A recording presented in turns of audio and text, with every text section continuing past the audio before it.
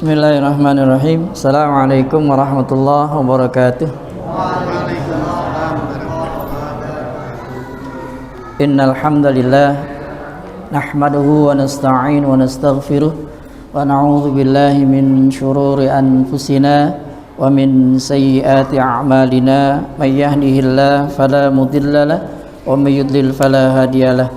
Asyhadu an la ilaha illallah wahdahu la syarika lah wa asyhadu anna Muhammadan abduhu wa rasuluhu la nabiyya ba'dah. Allahumma salli wa sallim wa barik ala sayyidina Muhammadin wa ala alihi wa ashabihi wa mawalah. Amma ba'du. Bapak, Ibu, dan saudara-saudara, alhamdulillah selalu kita bersyukur kepada Allah tabaraka wa taala ala kulli hal, dalam setiap keadaan, baik dalam keadaan senang maupun dalam keadaan susah, baik dalam keadaan lapang maupun dalam keadaan sempit. Bersyukur kepada Allah baik dalam keadaan sehat maupun dalam keadaan sakit. La in syakartum la azidannakum wa la in kafartum inna adzabi lasyadid.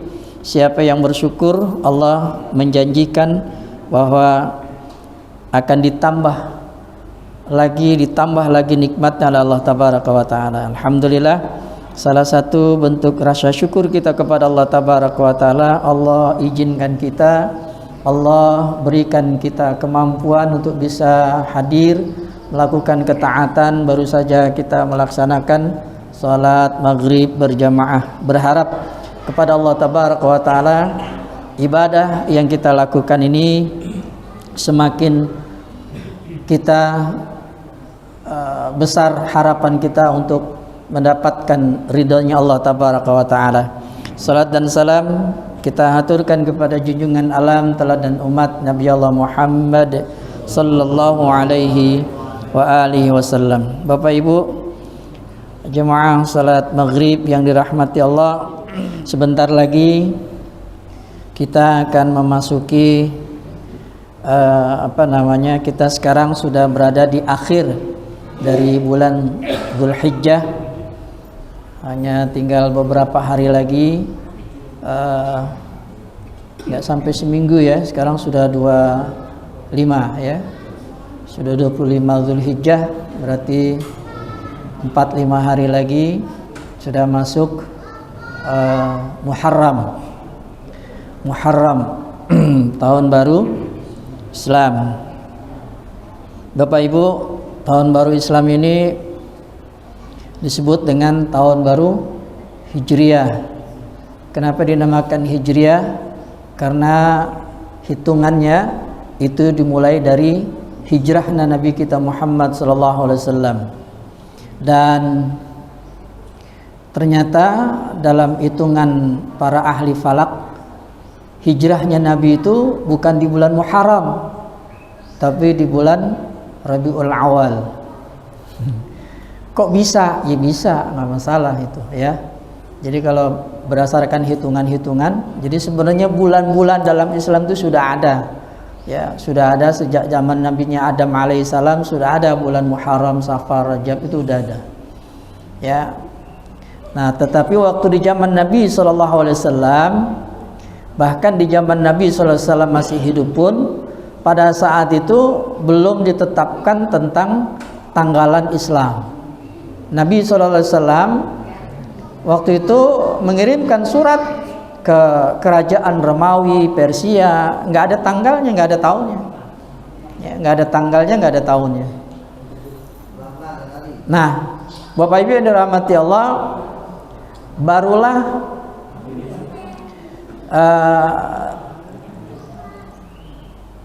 di zamannya Khalifah Umar bin Al-Khattab ya, itu dibikin penanggalan Islam.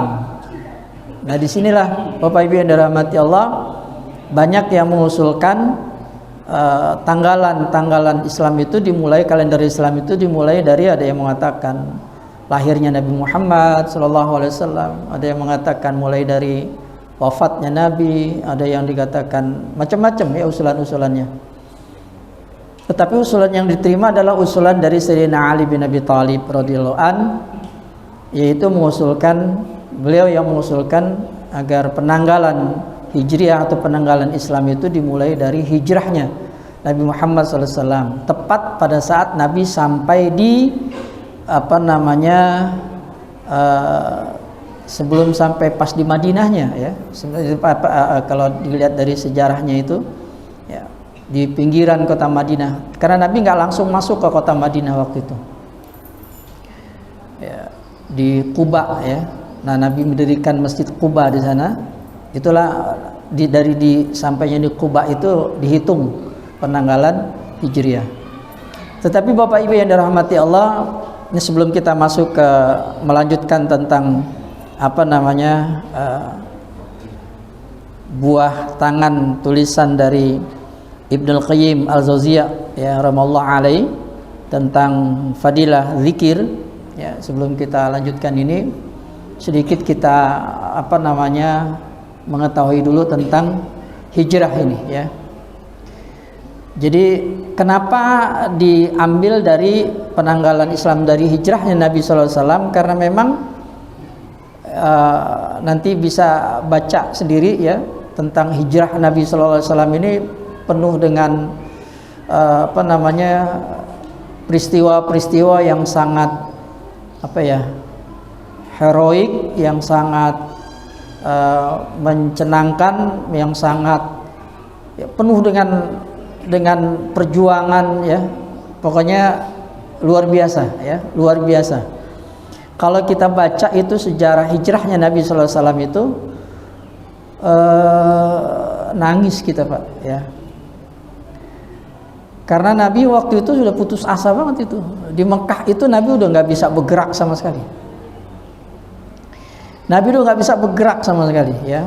Umat Islam pada waktu itu benar-benar ditindas habis-habisan ya, bahkan sampai di boykot.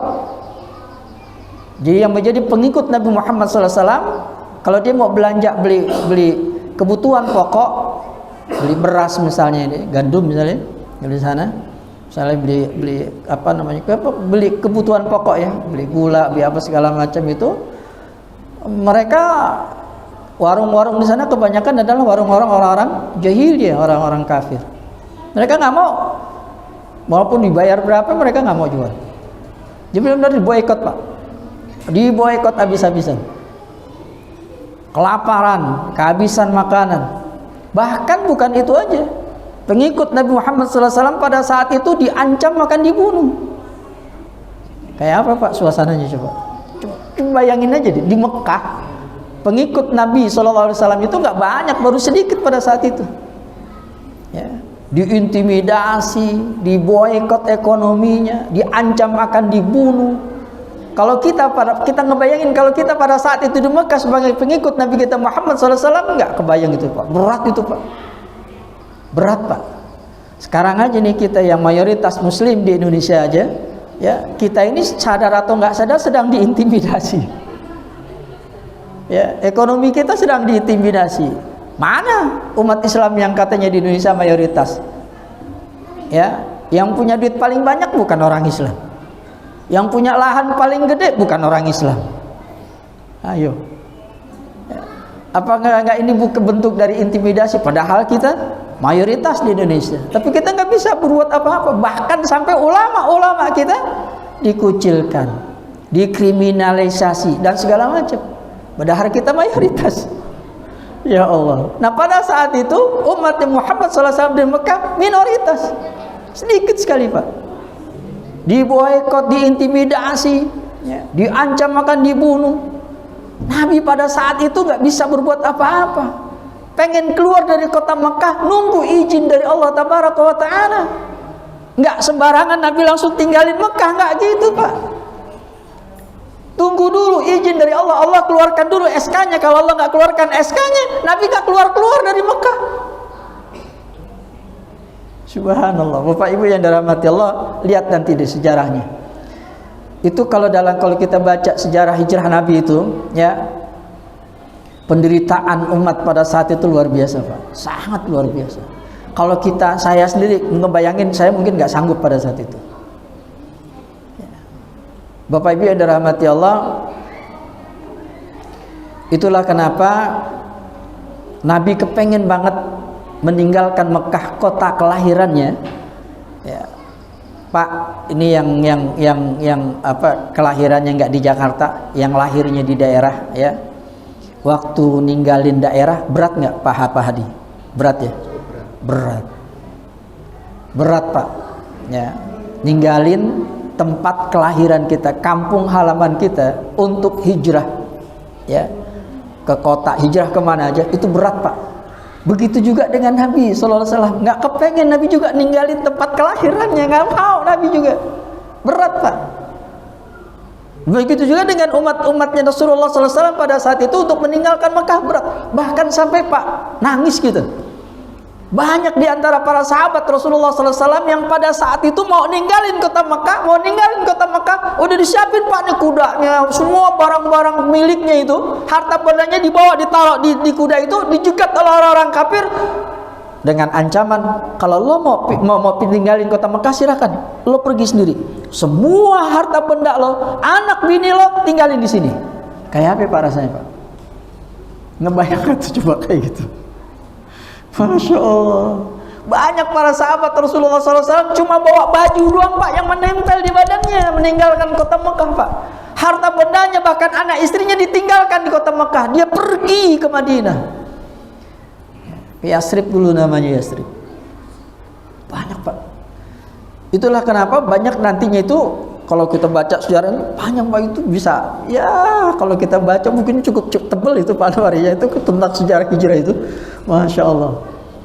Itulah kenapa waktu itu para sahabat Rasulullah SAW itu banyak yang sesampainya di Madinah itu ditawarin oleh orang-orang Yasrib, ditawarin oleh orang-orang Ansar, ya. Ansar itu berarti penolong. Jadi kalau orang Madinah disebut namanya Ansar, orang Mekah disebut Muhajirin, ya. Muhajirin, orang yang hijrah, sedangkan orang-orang Madinahnya disebut Ansar. Orang-orang Ansar pada saat itu nyambut saudara-saudaranya Muhajirin orang Mekah pada saat itu yang kagak bawa apa-apaan itu. Orang Ansar itu udah nyiapin Pak lahan Pak, rumahnya. Kamu silakan tempati rumah saya, kamu silakan bikin bangunan di tanah ini, silakan. Masya Allah, luar biasa Pak pada saat itu persaudaraan itu, subhanallah. Rasulullah berhasil mempersaudarakan Muhajirin dan Ansar di bawah kalimat la ilaha illallah. Merinding Pak. Bahkan sampai orang-orang Ansar rela Pak. Kamu nikahin istri saya yang ini, kamu nikahin istri saya. Bukan cuma lahan, bukan cuma rumah, bahkan istrinya ditawarkan kepada saudara Muhajirin untuk dinikahkan itu Pak. Subhanallah. Kira-kira terjadi lagi apa enggak tuh persaudaraan yang seperti itu? Nggak mungkin Pak Hadi, rasanya nggak mungkin. Itu persaudaraan yang Allahu Akbar, luar biasa Pak. Mungkin nggak akan terjadi lagi persaudaraan ukhuwah Islamiyah yang seperti itu, nggak mungkin terjadi lagi. Boro-boro Pak, sekarang yang ada kita umat Islam saling, ya Allah. Subhanallah Pak, merinding Pak. Coba deh baca Pak tentang sejarah. Jadi kalau setiap datang bulan Muharram, buka tuh sejarah tentang hijrah Nabi itu. Itulah kenapa Sayyidina Ali bin Abi Thalib ya mengusulkan agar penanggalan Islam itu dimulai dari hijrah Nabi SAW. Karena memang subhanallah, kalau kita setiap masuk bulan Muharram kita lihat sejarah itu kembali Pak, giroh kita tuh, ukhuwah Islamiyah kita akan kembali lagi Pak, tumbuh lagi itu pada saat itu ya. Karena itu memang itulah yang diinginkan oleh Rasulullah SAW. Baik Bapak Ibu yang dirahmati Allah, saya pengen cuma prolog aja, menyampaikan pembukaan aja, agar kita setiap masuk Muharram itu, bulan Muharram, jangan cuma ya, itulah kenapa para ajengan-ajengan, para kiai-kiai itu di beberapa daerah yang sekarang juga udah mulai hilang ya, bikin pawai obor, bikin arak-arakan memperingati tahun baru Islam kan gitu kan. Kenapa itu? Maksudnya ingin menegur umat Islam yang agar mereka melek tentang Muharram gitu loh, melek tentang Muharram, cari tahu tentang apa namanya penanggalan Islam. Ini jangan-jangan yang hadir banyak yang hafal, ya banyak yang nggak hafal tentang bulan-bulan Islam ini, jangan-jangan hafalnya cuma Januari, Februari doang nih. Boleh tahu sekarang ini tanggal berapa ya Pak? Tanggal 20? Kalau di situ tanggal berapa tuh? 26 ya Pak ya? 26 Pak? 25, 26? Ya, Zulhijjah ya. Sekarang bulan Zulhijjah. Kalau saya di TPA Pak, di TPA itu saya ngajarin ke anak-anak, kalau kamu di sini, kalau kamu di pengajian, tanggalannya tanggalan Islam. Ya, kalau ditanya anak-anak, sekarang anak-anak tanggal berapa nih?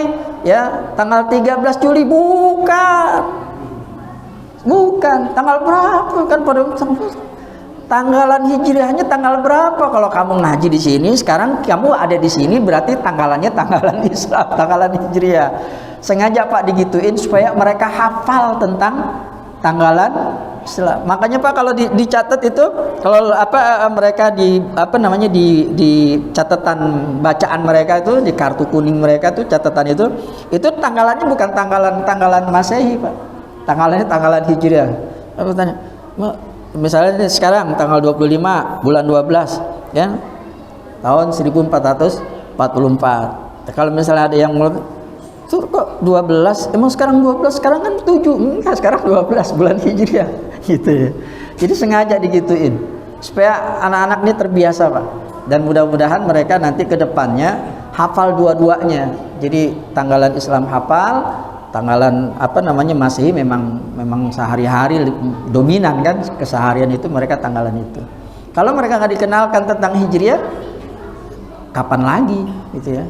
Di sekolahan mereka Masehi, di rumah Masehi, yang ditempel di rumah-rumah Masehi semua kan gitu ya. Kalau nggak diajarin ya repot urusannya, nggak tahu-tahu dia tentang tanggalan Islam. Bapak Ibu yang dirahmati Allah, sekali lagi ini cuma prolog aja.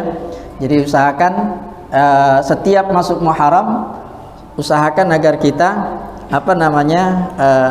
tahu tentang Muharram itu, tentang tahun baru Islam. Bapak Ibu yang dirahmati Allah, saya nggak panjang lebar deh ya. Ini kemarin kita sampai di mana Pak ya? Hah? Udah sampai berapa Pak? Hah? Pak? Halo? Nggak tahu ya. Saya juga lupa, nggak ditanda ini ya. Apa Pak?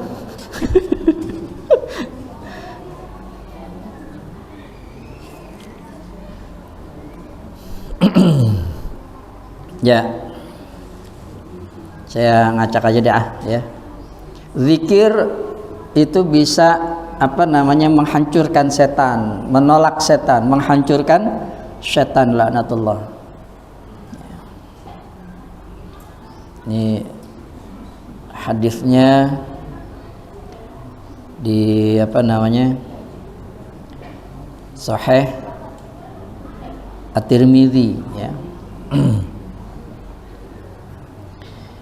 Wa amurukum an tadhkurullaha fa inna mathala dzalika kamathali rajulin kharajal adu fi atharihi sira'an hatta idza ata ala himsin hasinin fa ahraza nafsahu minhum kadzalikal abdu la yuhrizu nafsahu minasyaitani illa bidzikrillah. Kata Nabi sallallahu alaihi wasallam, aku perintahkan kalian ya, wa amurukum, aku perintahkan kalian an tadhkurullaha, untuk berzikir kepada Allah. Aku perintahkan kalian untuk berzikir kepada Allah. Aku perintahkan kalian untuk berzikir kepada Allah. Kata Nabi ya, wa amurukum an tadhkurullah, aku perintahkan kalian untuk berzikir kepada Allah. Zikir itu artinya ingat sama Allah. Salat zikir ya.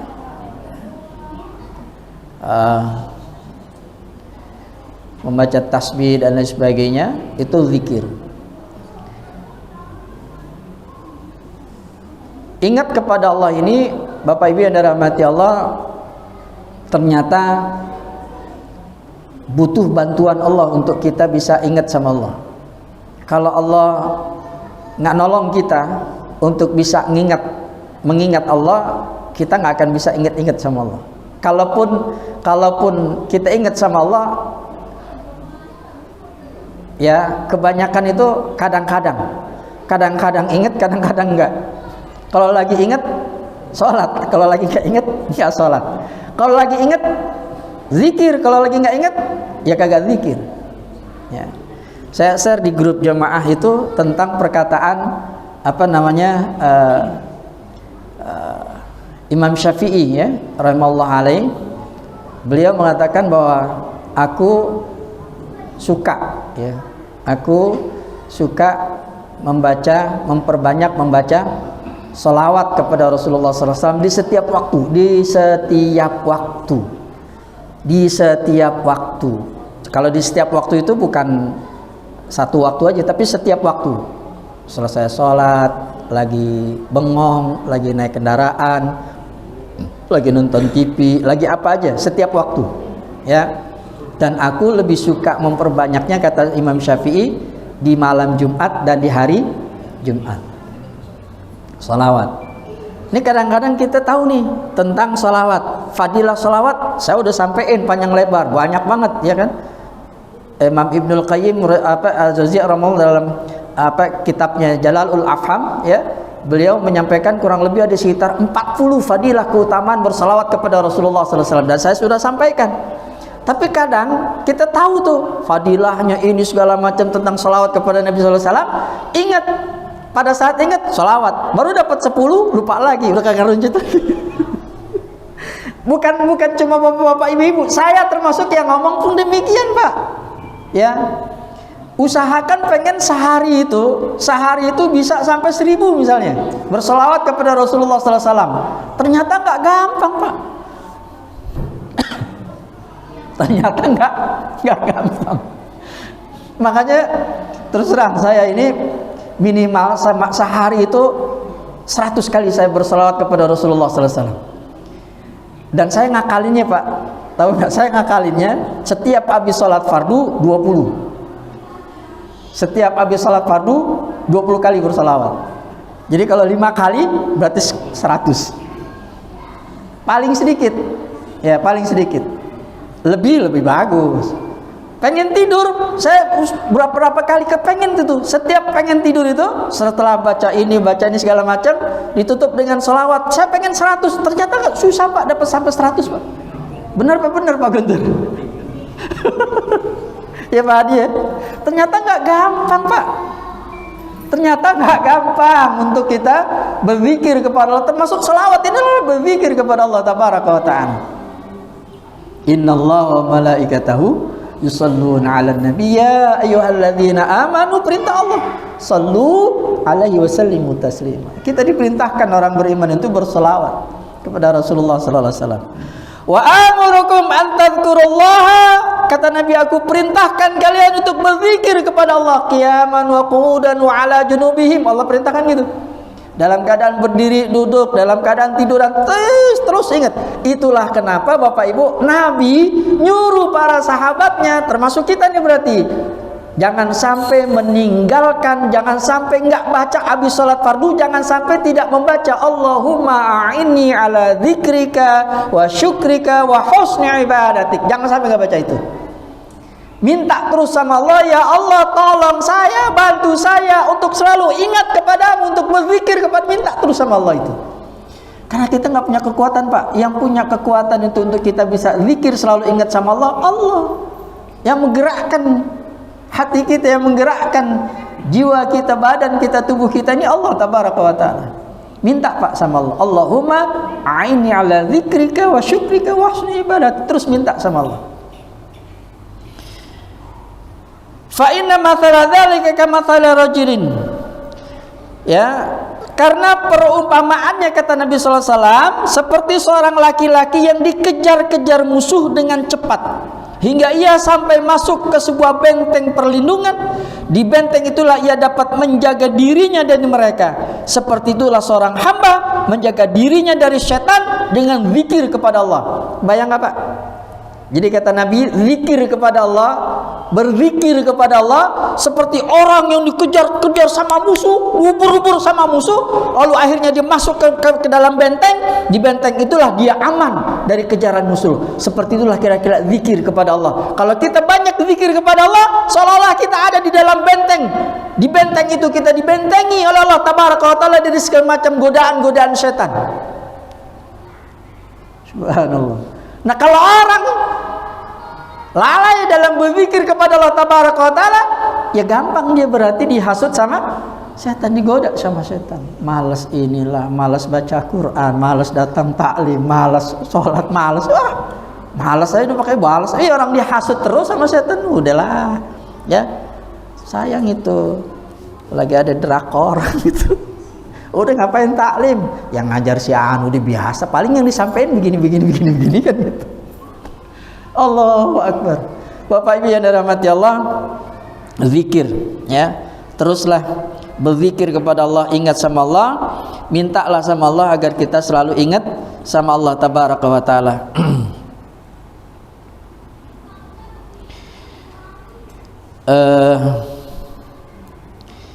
Lanjutnya, zikir ini kan Bapak Ibu di Quran surat Ar-Ra'd,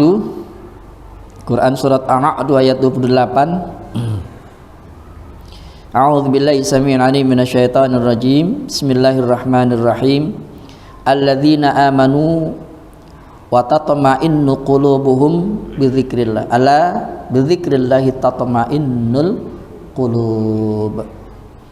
Yaitu orang-orang yang beriman dan hati mereka menjadi tentram dengan zikrullah, dengan mengingat Allah. Ala bidzikrillah, ingatlah, hanya dengan mengingat Allah tatmainnul qulub, hati menjadi tentram. Bapak Ibu yang dirahmati Allah, kalau orang selalu ingat sama Allah, Bapak Ibu, pada saat kita mau marah, pada saat kita membenci, pada saat kita kecewa, pada saat kita lagi terpuruk, pada saat kita apa aja di dunia ini ya, pada saat ingat sama Allah langsung kita istighfar, ingat sama Allah langsung kita ngambil wudhu, kita sholat, enak, tenang rasanya. Tapi kalau kita lalai dari berzikir kepada Allah, pada saat kita lagi terpuruk, pada saat kita lagi marah, pada saat kita lagi kesel, pada saat kita lagi kecewa, kita ingat sama Allah, habis kita dikompor-komporin terus sama setan. Bukan tambah bener, tambah parah gitu. Ya. Bapak Ibu yang dirahmati Allah, dan ternyata Bapak Ibu yang dirahmati Allah, Ibnu Katsir rahimahullah alaihi berkata, kata Ibnu Katsir dalam tafsirnya, tafsir Ibnu Katsir menafsirkan surat Ar-Ra'd ayat 28 ini, kata beliau, ya ini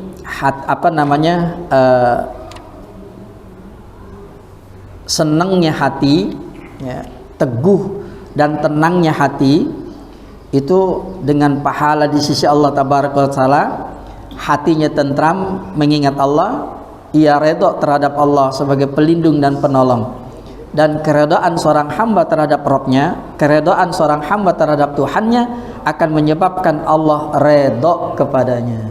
Bapak Ibu, ya, akhirnya kembali lagi kepada kita, dengan kita ingat sama Allah, ya, kita redha Allah sebagai pelindung kita, penolong kita, ya, maka imbalannya adalah Allah redha sama kita. Salat Bapak Ibu itu zikir, ya. Salat itu adalah zikir. Dengan kita banyakin salat, kita rajin salat, kita salat sesuai apa yang diperintahkan oleh Rasulullah SAW, yang dicentahkan oleh Rasulullah SAW, dengan salat itulah akan mendatangkan ridhonya Allah Tabaraka wa Ta'ala. Pak, kalau Allah udah redho, saya suka ini diantara 20 nama Nabi dan Rasul, ya, diantara kan banyak nih anak-anak sekarang ternyata pada kritis-kritis baru-baru itu. Nanyanya kadang-kadang saya nggak habis pikir, anak baru kelas 2, kelas 3, tapi pertanyaannya tuh loh kayak jauh banget, tapi karena sering megang HP ya kan gitu.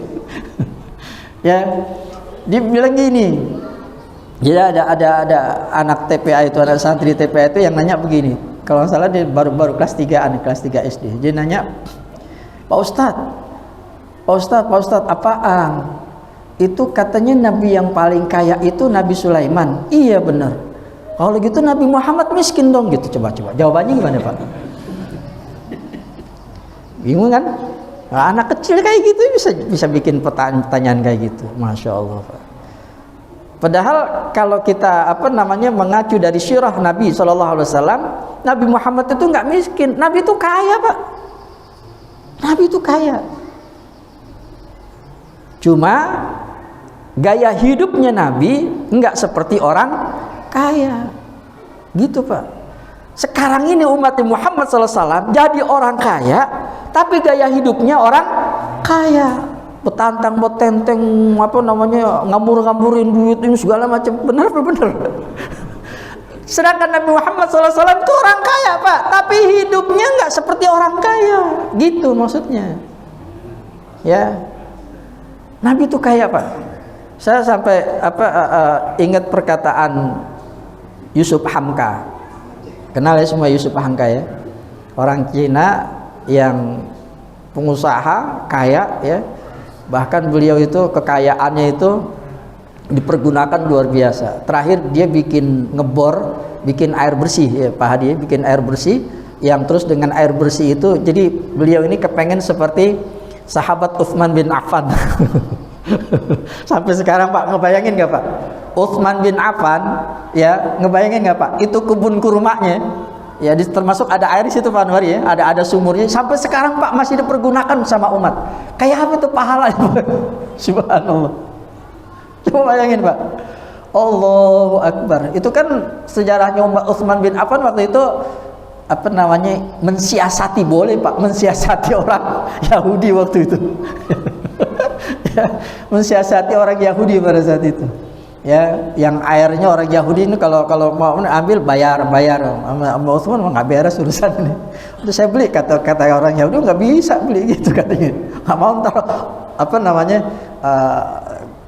dia nggak dapat bagian kan gitu. Sama Utsman gini aja deh, saya belinya nggak full kan gitu kan, beli jadi sebulan nanti saya, sebulan kamu kan gitu kan. Ternyata sama Utsman sebulan dikasih orang-orang disedekahkan kan gitu kan. Nah selanjutnya orang Yahudi mau ngambil bayar kagak mau, orang udah ada kan gitu kan, udah dapat air kan gitu. Dipikir-pikir udah kali gitu dijual aja semua deh sama Utsman, dijual air semua sama Utsman bin Affan. Ya udah jadi milik Utsman bin Affan sama Utsman bin Affan, sumurnya disedekahkan, dihibahkan, diwakafkan untuk sampai sekarang Pak, dan terus mengalir ya. Sejarah luar biasa. Yusuf Hamka itu pengen seperti itu, dan beliau bikin Pak ya, Pak Adi di videonya saya baca itu, saya lihat itu subhanallah. Dan beliau mengatakan apa? Yang saya baca katanya dalam sejarah Nabi, bahwa Nabi Muhammad itu menyuruh umatnya jadi orang kaya katanya gitu. Bukan jadi orang miskin. Banyak di antara kita ini orang-orang Islam yang menyangka bahwa orang Islam itu jangan jadi orang kaya, jadi orang miskin. Yang dimaksud itu bukan begitu Pak. Yang dimaksud itu jadi orang kaya, tapi gaya hidupnya jangan seperti orang kaya. Jadilah orang kaya, orang yang paling banyak hartanya, tapi hidupnya tidak bergaya seperti orang kaya yang sombong, ya, yang melakukan kemubaziran, menghambur-hamburkan segala. Enggak, bukan begitu. Di Indonesia ini alhamdulillah bukan cuma Yusuf Hamka, ada seorang perempuan wanita muslimah yang dia punya hotel, punya apa segala macam. Hotelnya udah baca Pak Hadi ya, hotelnya diwakafkan. Subhanallah. Udah banyak Pak sekarang bermunculan orang-orang kaya muslimah yang mereka kaya ya, tetapi gaya hidupnya tidak seperti orang kaya. Dan itulah Nabi kita Muhammad sallallahu alaihi wasallam. Bapak Ibu yang dirahmati Allah,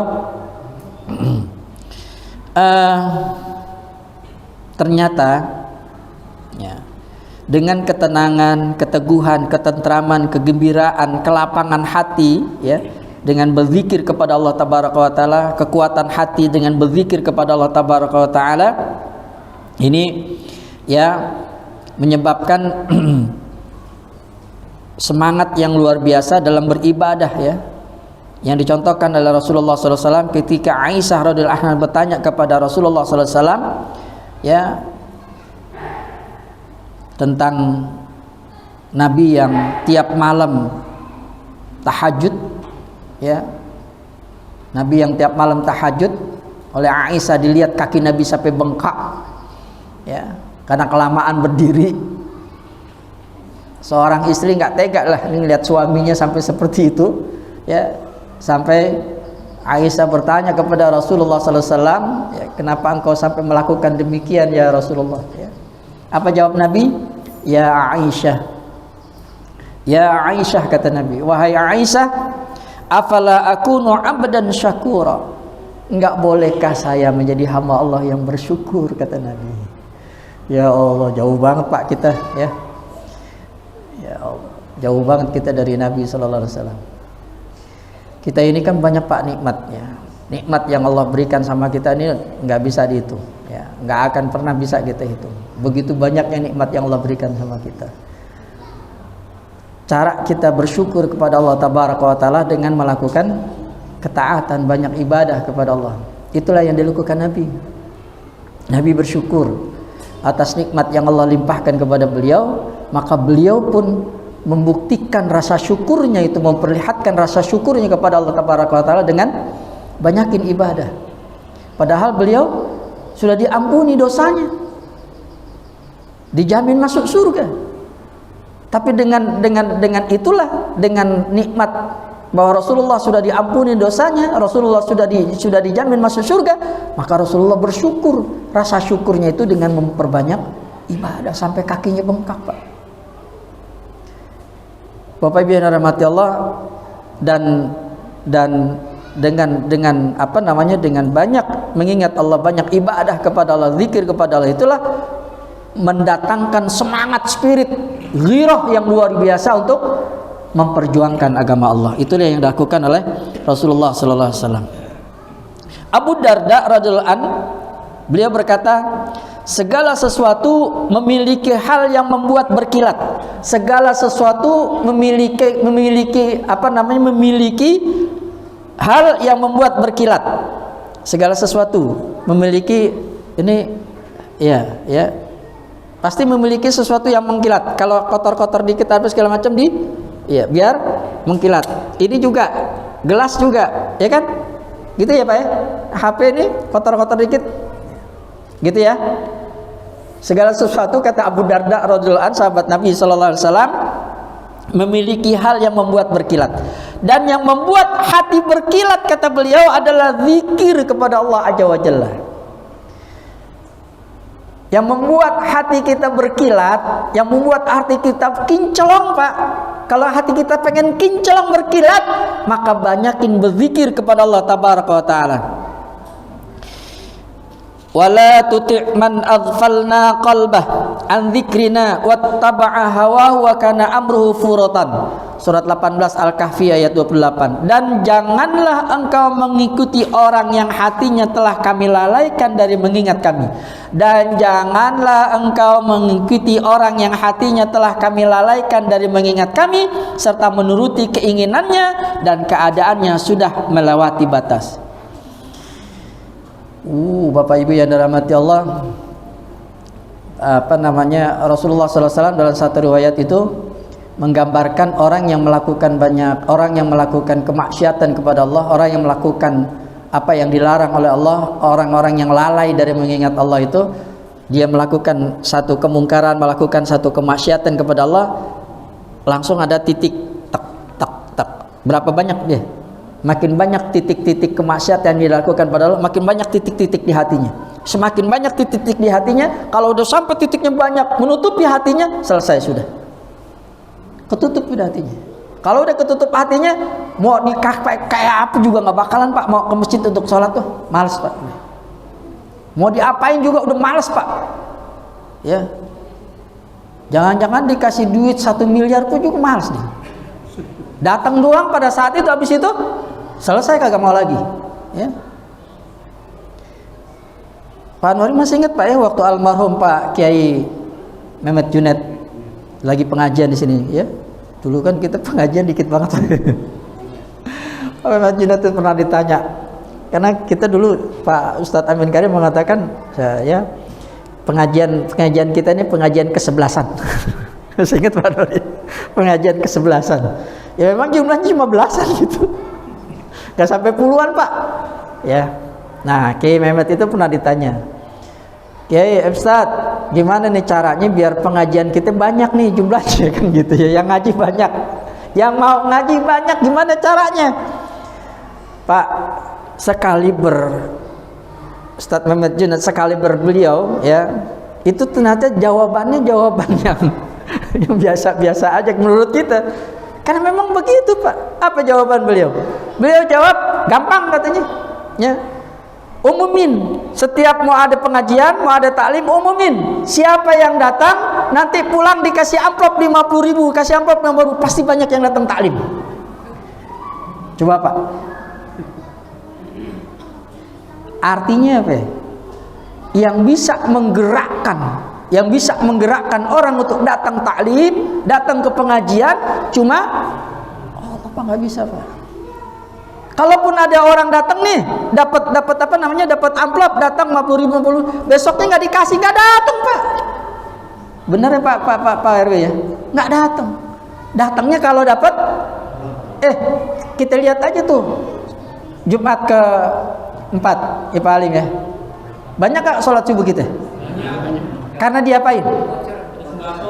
Karena diundang dapat sembako, karena dapat voucher. Besoknya sepi lagi. Ustadz Amin Karim itu nggak apa-apa lewat dikit Pak ya. Saya pernah nanya sama beliau dulu waktu masih aktif di Aliklas ya. Dia bangun di Aliklas, terus dia ngembangin di Aliklas segala macam itu. Saya pernah nanya, Ustadz, itu kenapa setiap taklim pulang bawa beras, kadang kasih dapat amplop kan gitu. Ya, saya dapat bocoran ya, ngomong-ngomong mereka nih, saya dapat bocoran enak tuh di Aliklas kalau pengajian sama Ustadz Amin Karim, pulangnya dapat beras, kadang-kadang juga dapat amplop kan gitu kan. Jadi mereka tuh ngarepin gitu Ustadz. Waktu itu saya masih lugu banget kan, dibilang apa, saya sengaja melakukan itu ya, saya sengaja melakukan itu. Mudah-mudahan harapan saya doa saya katanya, harapan saya mungkin pertama sekali, 2 kali, 3 kali, 10 kali mungkin, atau berpuluh-puluh kali dia datang ngarepin beras, datang taklim ngarepin beras. Mudah-mudahan setelah itu Allah kasih dia hidayah, datang ke pengajian bukan ngarepin beras lagi, bener-bener pengen taklim gitu. Itulah kenapa Pak ya kita ngadain Jumat berkah, dapat apa sembako. Mudah-mudahan 1, 2 ada yang dikasih hidayah sama Allah Tabaraka wa Ta'ala. Ya, mungkin nggak sebanyak Jumat ke-4 itu, pada saat Jumat berkah itu aja ya, dia rame. Tapi mudah-mudahan Jumat berikutnya, atau dia hari-hari yang lainnya itu ada 1, 2 yang dikasih hidayah sama Allah, semakin banyak sholat subuh kita di Al-Furqan. Masih ingat ya? Makin banyak orang yang sholat berjamaah, makin banyak jumlah orang yang sholat berjamaah, maka pahalanya makin, udah saya sampai ini, makin gede Pak pahalanya. Jadi sholat berjamaah itu ternyata makin banyak jemaahnya. Kalau penuh nih jemaahnya di Al-Furqan, sholat zuhur, asar, maghrib, isanya, ternyata pahala orang yang sholat berjamaah yang jumlah jemaahnya lebih banyak, itu lebih banyak pahalanya ketimbang yang sholat jemaahnya cuma separuh doang misalnya, atau cuma sebaris doang misalnya. Beda Pak. Dan memang ternyata atmosfernya ya Pak Guntur ya, beda Pak. Sholat berjamaah kalau cuma sebaris atau 2 baris ya beda. Kalau sholat berjamaahnya penuh, beda banget gitu ya, beda banget. Di hati kita tuh beda Pak, lain rasanya. Benar apa benar? Makanya yuk kita terus kita berharap kepada Allah Tabaraka wa Taala ya, sambil kita berikhtiar dengan melakukan Jumat berkah dan lain sebagainya itu, berharap Allah kasih hidayah kepada saudara-saudara kita di lingkungan Masjid Al-Furqan ini agar mereka dimudahkan oleh Allah langkahnya, dimudahkan, diberikan petunjuk sama Allah Tabaraka wa Taala untuk mau ya memakmurkan masjid dengan sholat berjamaah insyaallah. Amin ya rabbal alamin. Baik Bapak Ibu, sudah masuk waktu Isya dan mari sama-sama kita tutup majelis kita dengan kafaratul majelis. Subhanakallahumma bihamdika asyhadu an la ilaha illa anta astaghfiruka wa atubu ilaik. Lebih kurangnya mohon maaf. Hadanallahu wa iyyakum ajmain. Assalamualaikum warahmatullahi wabarakatuh.